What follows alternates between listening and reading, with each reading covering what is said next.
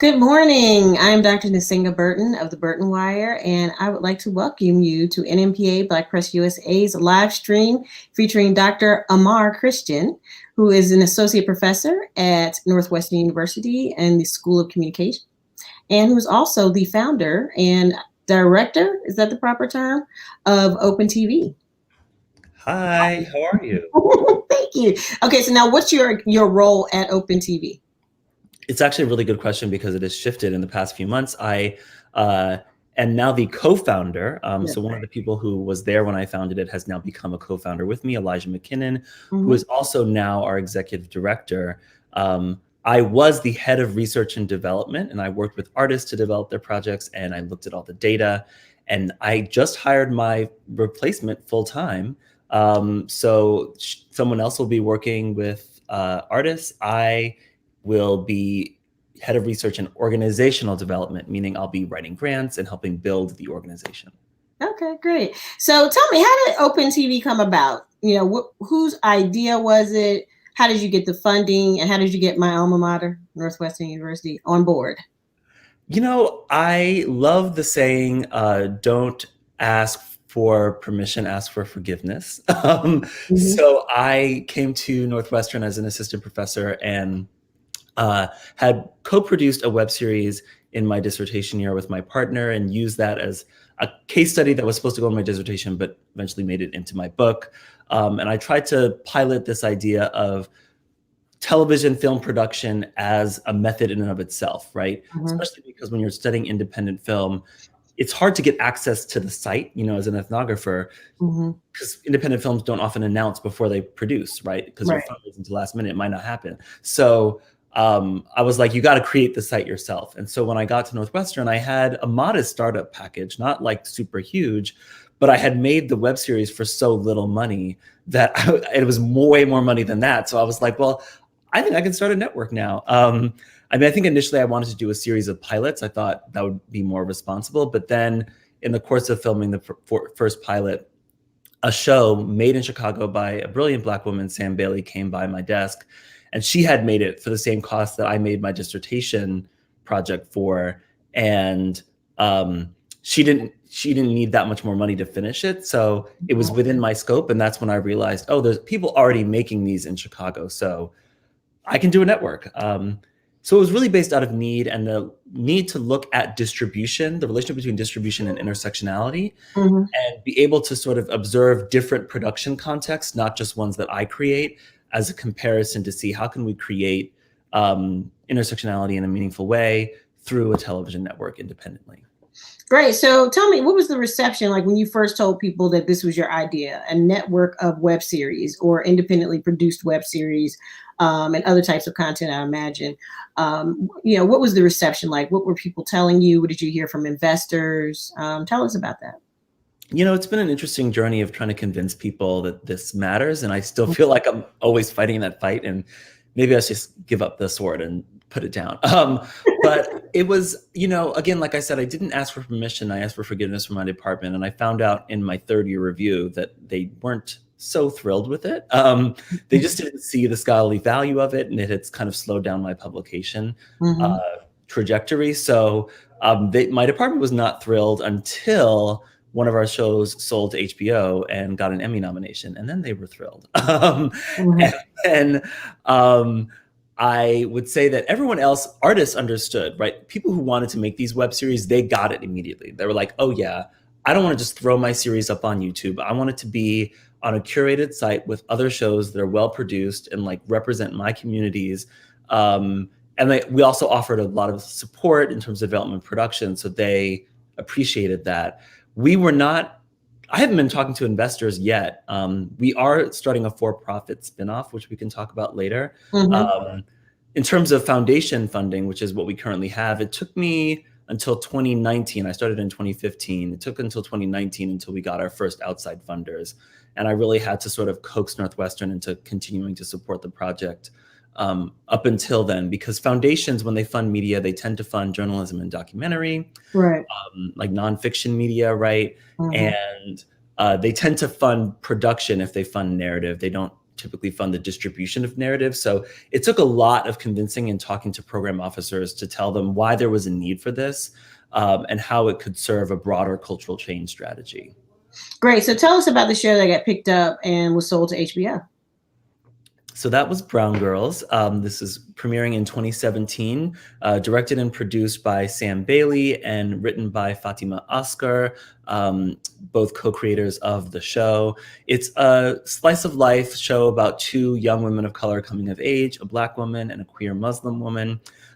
They deal with different struggles. One is trying to make a career as an artist. The other is a writer, but really focused on trying to get her love life together. And it's a beautiful show where it really shows how in television, we so often have shows that center one person and one story or one type of perspective. And in this show, each episode toggles back in between both of them, and we see how they deal with situations very differently and react to situations differently. And we're introduced to a broader world of their friends and whatnot. So it's beautifully produced. It's got an original soundtrack by Jamila Woods, who's an incredible singer-songwriter and poet. And Sam Bailey, who was the co-creator, created our first show, You're So Talented, and kind of introduced Fatima to web series through the production of the second season of You're So Talented. And Fatima, who had never written a show before, was like, oh, I think I can do this. She wrote it. I was invited to a reading in early 2016. It was amazing. They didn't really need my help. I paid to license the show. I gave them a little bit of support in production. They developed an incredible marketing campaign, I think maybe partially informed by some of the advice that we'd given Sam on her earlier show. But it was really kind of a dream case study of a web series. Like, they did everything right. They did so many innovative things. They hosted 17 live in-person screenings the night of its premiere, February 15th, 2017. So the night that it premiered online, people were also watching it. You know, there were 400 people in New York and 100 people in Seattle, 100 people in Los Angeles, 100 people in Chicago, like all watching and tweeting about it, which gave me a lot of online data. They got a lot of press. This was right around the election of Donald Trump, right? So I think a lot of journalists were like, I would love to write about something that's a happy story, about like women of color actually doing something wonderful and thriving, as opposed to this really oppressive environment that we're heading into. So, you know, they got Time magazine to write about them, The Guardian, you know, they premiered on Elle magazine. It was such a beautiful show and a beautiful release of a show. And it was an incredible moving community moment where I think a lot of people of color, women of color just wanted to be together and enjoy something. So yeah, while they were releasing the show, they were already talking to networks about it. And it was probably the fastest sale of a web series to a series that I had ever seen in my research. I mean, they premiered in February. The show was sold by like May of that year. Wow. And it's still in development, so I can't really talk about that. But yes. It's something that we've been trying to replicate since, and we've had other shows that have had offers but turned them down, and had deals with production companies, and some of these artists have also gone on to sell their feature films. And so a lot of what we've started to do with OTV is start to streamline that pipeline or pathway to the industry, and provide artists more support and connections so that they can get out of the indie space. Because I never really designed OTV to be people's final destination. Like, I understand the US media economy. It's controlled by corporations. You know, a little indie network is not going to pay the bills of an entire generation of artists. So until that comes, which is probably a 20 to 30 year timeline at this point, given how things are going, we're going to have to help people get jobs in Hollywood. Got you.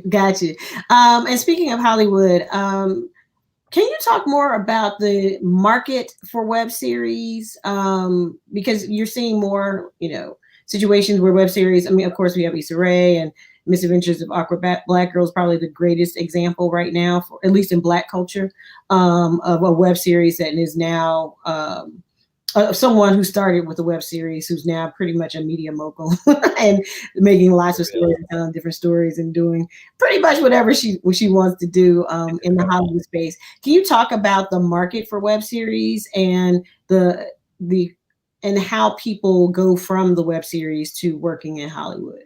Yeah, absolutely. And I do want to shout out that OTV This month is premiering a suite of courses called OTV Study Hall, and I have a course on exactly this. And I take an hour and I go through the case studies of web series that have sold to Hollywood and how they've done. So I'm not going to do my full course right now, but I will say a couple things. One, the most common route for web series to go to TV is what I call the executive producer route. And this is the route that Issa Rae ultimately took twice before she ended up succeeding with Awkward Black Girl 2 Insecure. And that is, web series, as most of television, are typically writer-driven mediums. And when you have a strong writer behind a show, particularly when you have a writer star like Issa, where you've written the show, but you're also the brand of the show, right? And you've built your own individual following, you can often get noticed by a senior writer or executive producer who's, usually writer, sometimes not. There's a Lena Waithe case study that goes against that. And they take your project to a studio and or to a network and say, I trust this young talent. I want to put my name, my brand, and my experience behind this person. I will mentor them. I will teach them the ropes of this very complex industry. And this show will happen and you won't lose your money. You won't regret it, right? They sort of serve that backing. They read the scripts. They run interference between the emerging creator and the network and sometimes also the studio. And that route appears to be the most tried and true, right? That's the route that Abbi Jacobson and Ilana Glazer took with Broad City and Amy Poehler. Issa Rae took it with Larry Wilmore. She had tried before that with Shonda Rhimes, and that show didn't go to series. The ABC show I Hate LA Dudes. Lena Waithe actually did that as well. So Queen Latifah produced a pilot concept of her show 20s back in 2013. She released it as not so much a series, but like a series of scenes from the pilot. And then it went through several development rounds with TBS and BET before landing on BET, where it premiered, I think, earlier this year or late last year. So, Queen Latifah is an actor, so it can also work with actors. But Hollywood is so reliant on experience and brand recognition these days that the executive producer really has taken enormous control. And we see this like with people like Shonda Rhimes and Greg Berlanti and Ryan Murphy getting these 1, 2, 300 million plus deals, right? The power of the executive producer to greenlight projects is sort of unmatched these days. And so emerging indie web series creators are using that web series as a proof of concept to show those people that they can make a good show and they can build an audience. And it's still tried and true. Like there have been cases since Issa Rae that have happened. And I know of creators that are on OTV right now who are pitching shows and getting those executive producers on board to sell to network.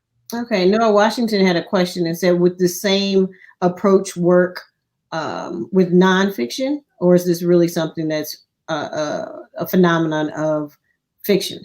It seems like it's mostly a fiction phenomenon. I have not tracked to see if there are nonfiction shows, because nonfiction shows more often sell on the concept itself. And I think it's in part because for nonfiction shows, historically, the studio or network takes a greater ownership role of those stories.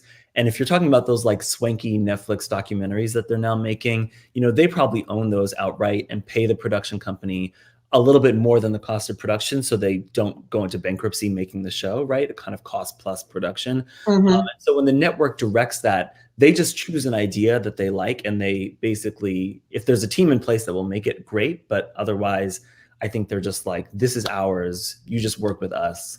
And it's about the do you have a good story, right? Do you have a Tiger King? Do you have a story that people are just going to want to see? That might be changing a little bit. I do notice that I think Cartemquin Films here in Chicago has a deal with Hulu, and that was an interesting deal for me. It's not super common for documentary houses to have kind of overall deals with networks, and that suggests that maybe, I think maybe Steve James's recent project about the city of Chicago, City So Real, maybe was part of that deal, and he might start to executive produce other things, right? Like Cartemquin has a kind of executive producer model where the heads of Cartemquin sort of EP projects. So there could be more of that happening. And I think a lot of it is driven by networks' demand for content, right? So I think as the competition for good content increases, so do these sort of pathways that provide a little bit more structure as to how things are sold. Right. And you brought up Cartemquin, of course, Chicago. I have feedback, not sure why. But Can you talk a little bit about Chicago as a backdrop for this type of innovative creativity and kind of, an innovative space for alternative media? Can you talk about Chicago in that way, please? Yes, I love talking about Chicago in that way. So I'm not from Chicago. I'm from New Jersey, outside New York, and I came to here for the job, and came here kind of on a whim. I actually had an offer in New York at the time, and it was really hard to turn down staying in my home city. But I knew I wanted to do something like this. I didn't know I wanted to do this, and I knew that Chicago was just more affordable than New York, right? And I would need those kinds of efficiencies. So I came here on a whim, and I just started going out. I kind of started going out in nightlife, going to gallery shows, trying to meet people and see what was going on. And eventually come across a bunch of queer people of color who I thought I could like create a pilot with. And that's what I did to start. And then when Sam Bailey came in, she had really come from theater. And had been an actor, and this was her first time writing, and she had realized that like as an actor you don't have power, so you have to write your own story sometime, right? And when she premiered on the platform, I think a lot of the theater people became aware of us. And then when I premiered my thing, the more performance dance people became aware of us. And then after Brown Girls, Fatima was a poet, and then some of the poets started becoming aware of us. And I think Chicago's always been this city where you have these creative enclaves that cross over a lot, right? And people create in community, right? Like there's Young Chicago Authors, and there is, the AACM, and there's all these collectives of people who make their own work, but they do it with other people, right? It's like art for artists almost is very much part of the Chicago tradition. And there's been some scholarship written on this. There's a series on NYU Chicago Press about Chicago art worlds. And this is a big theme. There's a book called Support Networks. And I think that what that means is that in Chicago's DNA is a notion that art is best created in community and with community and collaboratively, right? So unlike New York or LA, where art communities, I think, are very competitive, right? Because those are the centers of global capital, and people are trying to get that check, right? Because there's like millions of dollars floating around, and people are just like, I just wish I could just get it, Whereas Chicago, there's not millions of dollars floating around here, right? People are here to do art because they love the art, or they're here because they're young and they're trying to build up their portfolio before they go to New York or LA, right? And so that means they know they have to work with people, and they have to get work done in a way that is collaborative, right? Where like, yeah, you might be getting paid $100 a day, but you love the story, you love working with those people, you need the footage or the project for your reel, for your portfolio, et cetera. So there's so many alternative arts communities. There's Footwork here. There's a big Black burlesque scene here, headed up by Jeez Louise.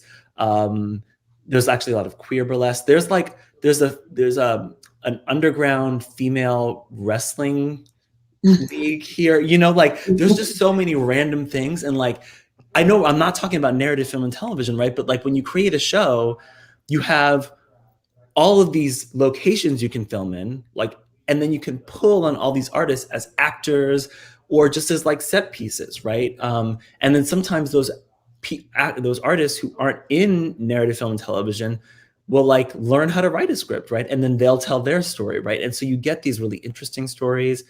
And lastly, I will say, because I could clearly go on about Chicago forever, but I think for us in TV, the theater tradition really does affect the kind of the character of our more popular work, I would say, as well as sometimes the comedy improv scene. I would say those are the two main strains that affect OpenTV.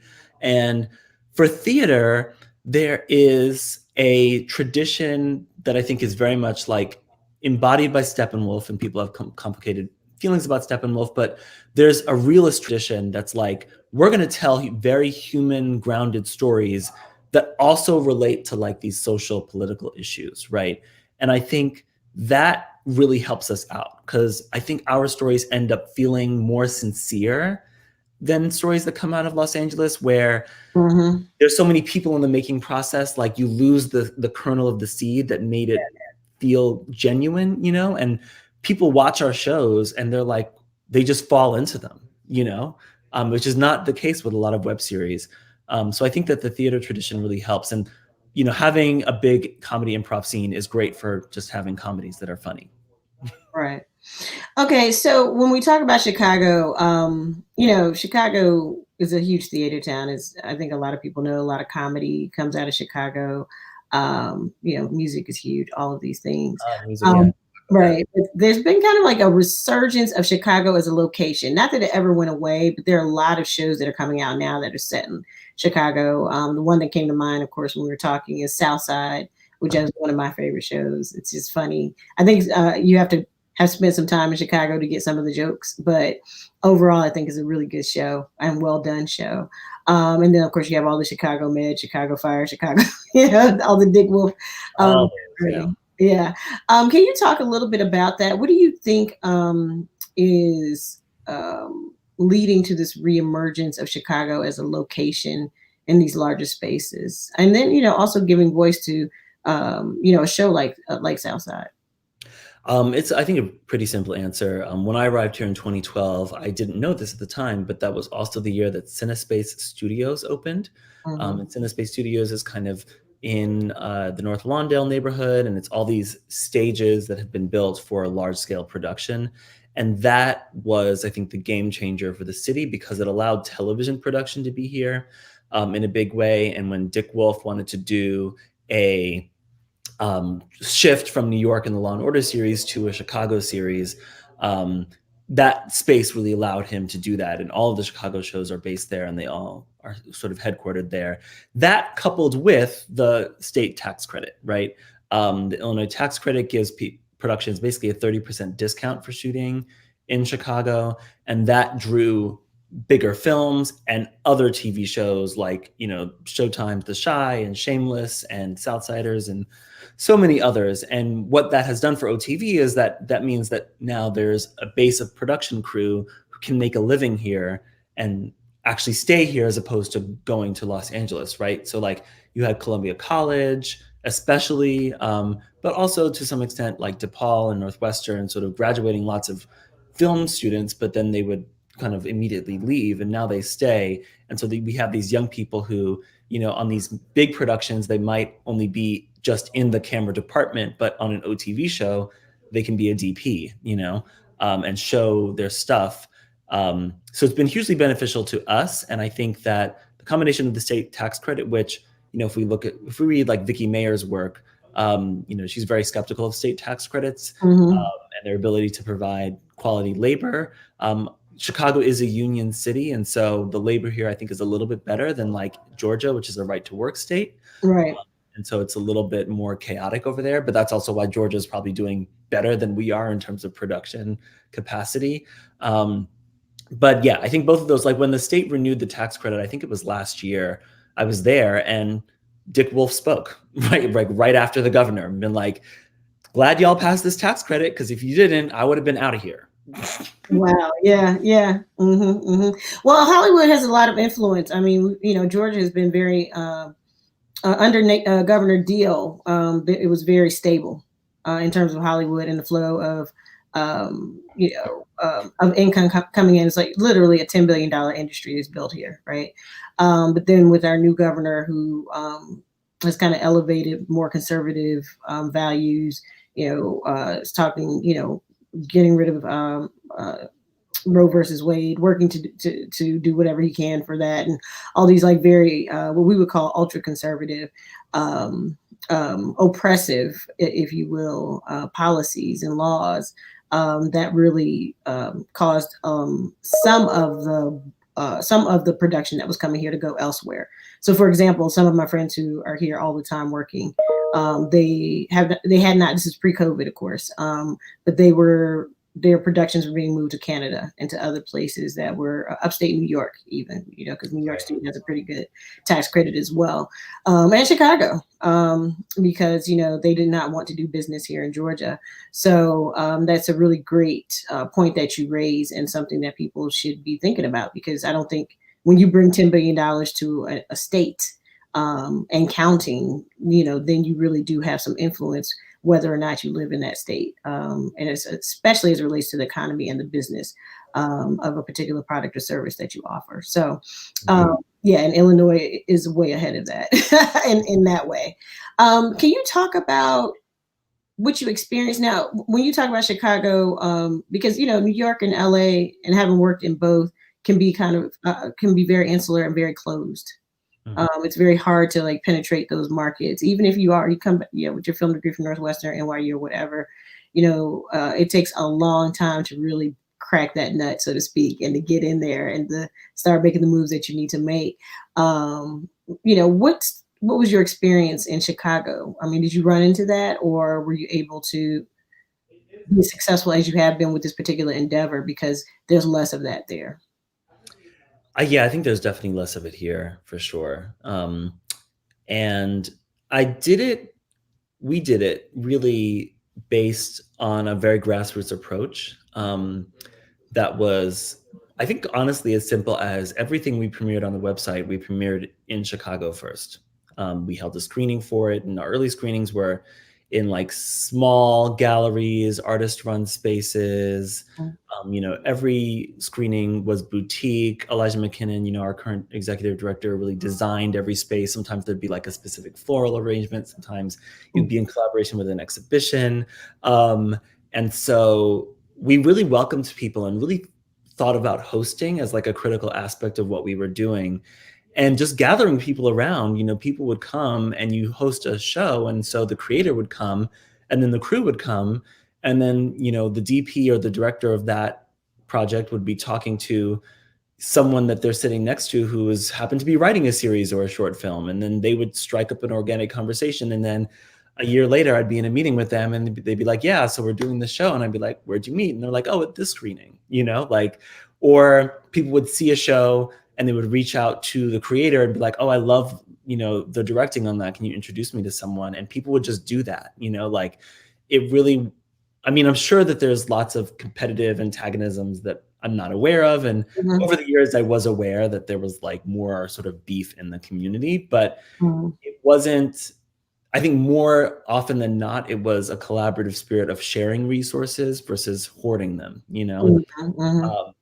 and I think it's because, the stakes are relatively low in Chicago, right? When you raise the stakes, and a relationship could mean the difference between you working and getting paid well for the next 5 to 6 years, or you not working at all, then all of a sudden it becomes very different to sort of share those contacts and resources. Because of course, the entertainment business is a business of relationships.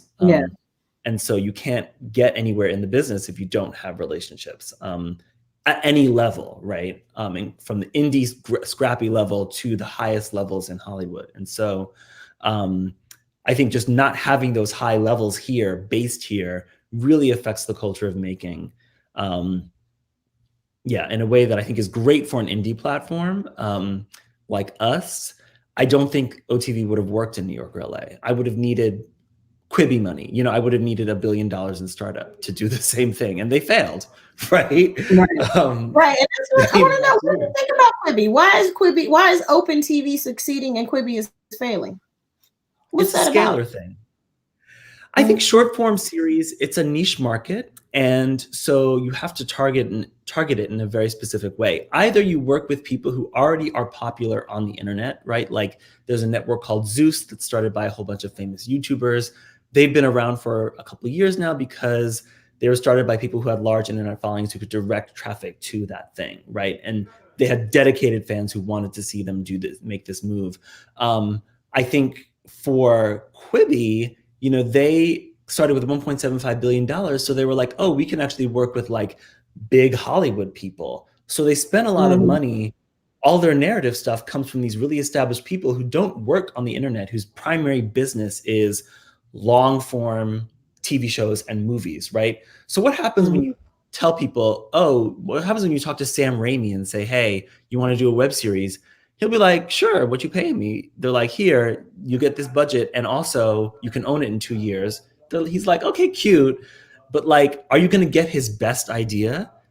No, he's saving his best idea for HBO. You know what I'm saying? Like, those established people, they want to get to the networks that already have Emmys and Oscars, right?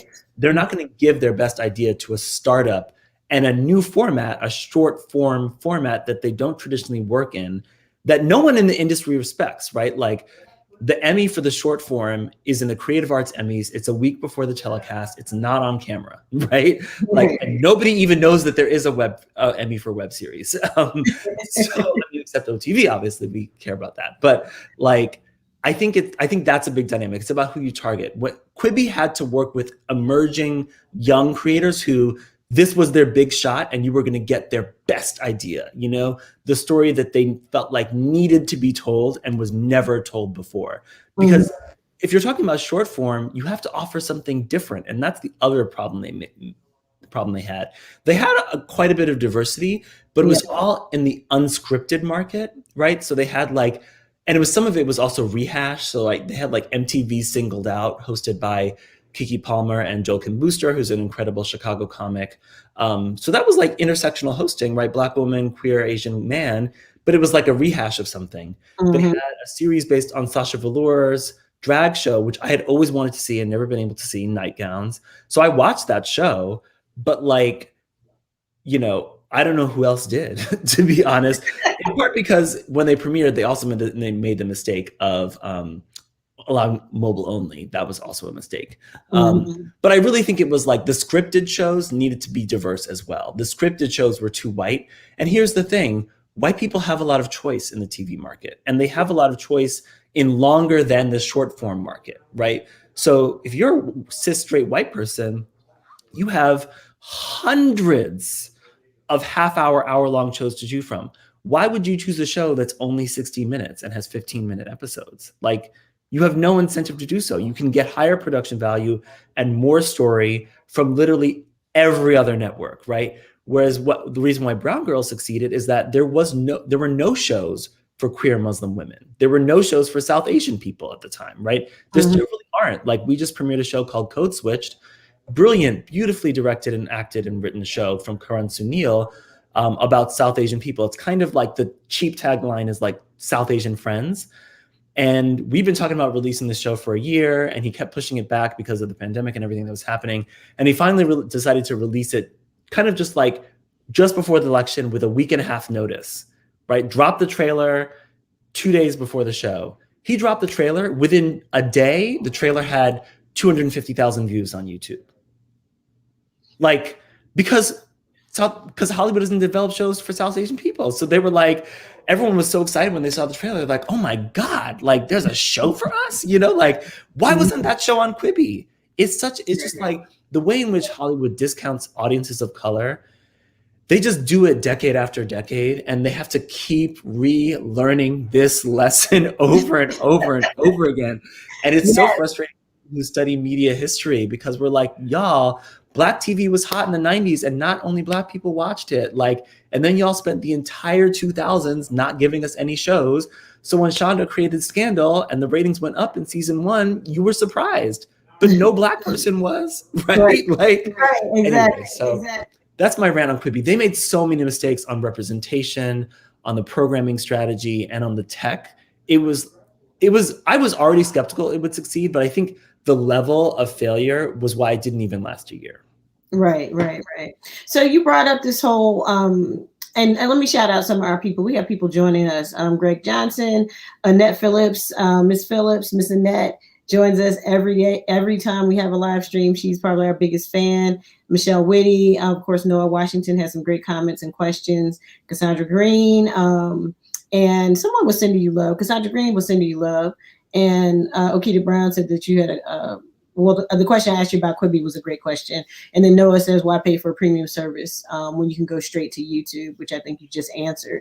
Yeah. But I want to talk a little bit about, this push for diversity and inclusion. And I'm sure Banzai Bermudez gives you 3 heart emojis. um, Sounds but, like in an incredible the idea of diversity inclusion, the Academy of Motion Picture Arts and Sciences released, their guidelines for diversity and inclusion. And so all these folks are kind of clamoring for diversity inclusion. A lot of people being added to the Academy. Some of those folks probably should have been in 10, 20 years ago. Others, not sure how, why, but they're in. And so hopefully they're going to make a good change or good difference or contribution. But what are your thoughts? Like, do you think, platforms like OpenTV or the kinds of films that our Carter Quinn are doing, because in film studies and media studies, we study like what you're seeing here in the mainstream is usually being driven by something else, right? So my question to you is what we're seeing in the mainstream being driven by platforms like OpenTV and alternative media spaces? Is that what's really driving this diversity and inclusion movement in this media space, or do you think it's something else? It's a range of things. I think, we've had a marginal effect on Hollywood. We have a couple, maybe 1 to 2 dozen alums who've had a show with us or worked with us who are now working in Hollywood in writers' rooms as directors. And I think there are other platforms like us that are also serving that role. We were really inspired by Issa Rae and what she was doing through her YouTube channel and through Color Creative. I feel like I've basically just been doing what Issa Rae's been doing, but just in Chicago because she's very LA based. So she's had, I think, a big effect on the industry. I think it depends on what you're talking about. We're talking about television, obviously. For film, I would say film works a little bit differently. And so independent film has helped, I think, diversify film, but film is also struggling more on representation than TV is. Yeah. Right now, the numbers are just way worse in film for behind the scenes representation, for writing, directing, executive producing, et cetera. Whereas TV's actually made great strides in the last 5 years. Like if you look at the WGA numbers for the Writers Guild, the number of women and people of color writing for television are reaching parity with overall US representation, right? So we're almost at 50% women writers, and I think we're at maybe 30% POC writers or something right now, which... POC means people of color. Go ahead. Yeah, people of color, right. And so I think a lot of the indie space has been feeding that. You have people like Amy Aniobi, who did a web series many years ago and are now executive producer status. But I think it's also like the film side, what little strides have been made in film really just show how the industry could have done this the whole time if they cared. Sundance has been making a major push for diversity in recent years. And, every year it seems like for the past several years now, like there's a big award winner from a director, out of Sundance. And then once Sundance sort of crowns you, like they did with Lee Daniels and Ava DuVernay, Hollywood is like, oh, you're talented. Okay. We'll give you an overall deal. Like the latest one was Terrence Nance, who co-wrote Zola with Janixa Bravo, right after that HBO overall deal, right? So like these things are possible. The talent is there. People just have to care in the industry. I think the Academy, what they could do is support independent investment of films, right? Like their latest diversity rules are, in my opinion, not doing anything. Really, for me, it's to placate their membership that they're doing something, but it's not going to increase diversity at the Oscars in any meaningful way. What would is if they took all of the executive producer level people in the Academy who are the most richest and powerful people in Hollywood, like Steven Spielberg and Martin Scorsese, and say, all of y'all donate to this fund that will be administered by some production companies or people like Effie Brown or whatever to invest in feature films by emerging directors. Like, it's wild to me that it took, 7 years between Barry Jenkins' first feature and Moonlight. And Moonlight is not an expensive feature, right? The industry could have easily funded that and gotten him that Oscar way faster than they actually did, He was a director to watch. His first feature had been reviewed favorably. Like, the people are out there. They know who they are. People need money. People need money to produce things. And it's certainly my next mission for OTV now that we have a full-time staff and we have our apps. We're on your Roku's. We're on your Apple TV, y'all. Subscribe to us, OTV Open Television. My next goal is a production fund. We should be able to give people, for indie series, it doesn't take that much. $100,000 is a healthy budget to produce, 60 minutes of content in Illinois. That's money Hollywood sneezes out. They lose that money and forget where it went. Like Hollywood will pay $100,000 for a piece of paper, right? Like for a pitch. So like the money is there. It just needs to be reallocated. And I think it's part of a broader narrative that we're dealing with in this country, where we've given corporations so much power that they're operating at the level of inefficiency at this point, right? Tim Wu makes this argument in his recent book, The Curse of Bigness. There's a bunch of books coming out about the tyranny of monopoly, and Hollywood is an oligopoly. And when you have that much resources, you can't effectively deploy it anymore. You end up spending a lot of money on something like Avatar, right? Or like Tenet, right? When you could have made 100 films for the cost of that one film, right? You don't want to make 100 films because that takes a lot of staff labor. That means you actually have to build relationships with people and you have to like support alternative economies, right? And that just takes too much work. You're like, I'll just bet $100 million to make $1 billion as opposed to betting $100 million on 100 things and making $300 million, right? That's the kind of calculus they're making. And so it really is for me about like antitrust and deregulation. But if barring that, because we've never been able to regulate media in this country, like corporations have to figure out a way to spend their money more efficiently because there's so much talent out there. There's so many underserved audiences. A platform like Netflix could be so much more efficient if they produced more content at a lower cost from more people who are emerging, right? You have all these algorithms, but like, what good are your algorithms if the data you're serving it, right? You're giving it a data set that isn't representative of the world. Netflix buys all of their shows from agencies in Los Angeles.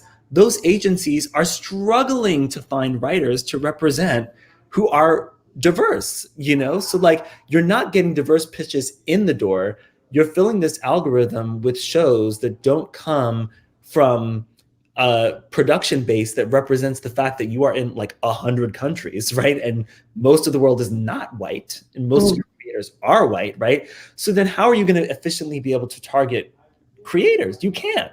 It goes to the very heart of what they're doing. And yet they're spending $18 billion a year. Like OTV's entire budget for the next 3 years is $1 million. You know what I'm saying? Like the economics in this country are totally out of whack, and it drives me crazy that no one in Congress talks about this because it goes to our labor issues, right? Like it goes to the fact that Black people don't have job opportunities, right? Women don't have job opportunities, especially people of color. We have made our way in this country through culture, through cultural productions. The industry that Black people dominate, the arts, is the most unfunded industry. Why do we think we have an inequality problem? Right, of course. Yeah, no, you raised really great questions or points. I think there are questions embedded in that. We have about 5 minutes left, so if anybody has a comment or a question, you better give it to us. Andy Yacht says Northwestern's best. I know you're talking about Aymar, but I'm gonna claim that too because I was an RTVF major at Northwestern myself. So that we can get Aymars in the departments.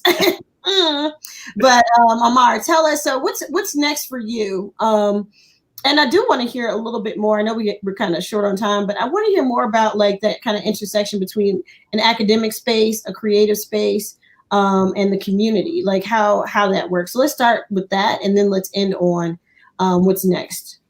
Absolutely. So I'm really excited about being able to promote this idea that scholars can create research. We can create our data sets in collaboration with artists and community, and that might actually lead us to more interesting and more relevant studies and work. So I'm really heartened by the fact that when I had this idea for this experiment back in 2014 and we premiered in 2015, I kind of thought it wouldn't work. And every year I was like, this is going to fail. I'm going to close this year. It's not going to work. And then more people just kept coming to me, like not only just artists, not only just people in the community, but like people in city government, people in state government, investors, production companies, Hollywood. Like I've done many rounds of meetings. I've met with Netflix, I've met with HBO, right? Like, and it was kind of the outside world was telling me this experiment is working, and that let me think, okay, then I can't run it because I can't actually be a professor and teach 4 classes a year and like run this platform and like serve all these different constituencies, right? It's just not possible. So, as of now, as of this year, that project has spun off from me and is really being run by Elijah McKinnon, our executive director, who is just a brilliant Black queer genius, to be honest. Like, just like polymath, like can do anything, has like written and directed series, fundraised for them, and then wrote and directed them, produced live programming, marketed our content, like, DJ'd, like just name it and they've done it. You know what I'm saying? I think I know it from the DJ world, but anyway. So, like that was a lesson for me that like, actually, we don't need to be in control of everything. We don't need to be in control of our studies. We can create something, a seed and an idea, use our university resources and our knowledge of the field, right? Our research is important for crafting the framework for these things so that they can work. And then when they work, handing them off to the community to run. I will continue to support the platform, obviously, and continue to work with the data. I'll continue to interview the artists that go through us to make sure that we're continuing to innovate, that we're addressing their challenges and their needs. I'll continue to experiment with ways to grow the platform through, for-profit initiatives that we're working on right now, and should have some very exciting announcements in early 2021 about that. And that will all be data for me about how do we remake media in a way that's grassroots and intersectional, right? And that can only be done through practice, I think, especially intersectionality, which is so much about specificity of experience, right? And listening to people's stories and having people from the margins guide things, right? Like that has to be part of the ethic of that. I'll be writing all that up in a book, tentatively titled Open Fields, Cultivating Culture and Data for Reparations. So for me, the process by which we create culture is how we are going to repair culture, right? We can't repair our culture and have culture that is made in harmful ways, in ways that aren't representative of this country. And for me, research can help us experiment with ways to do that.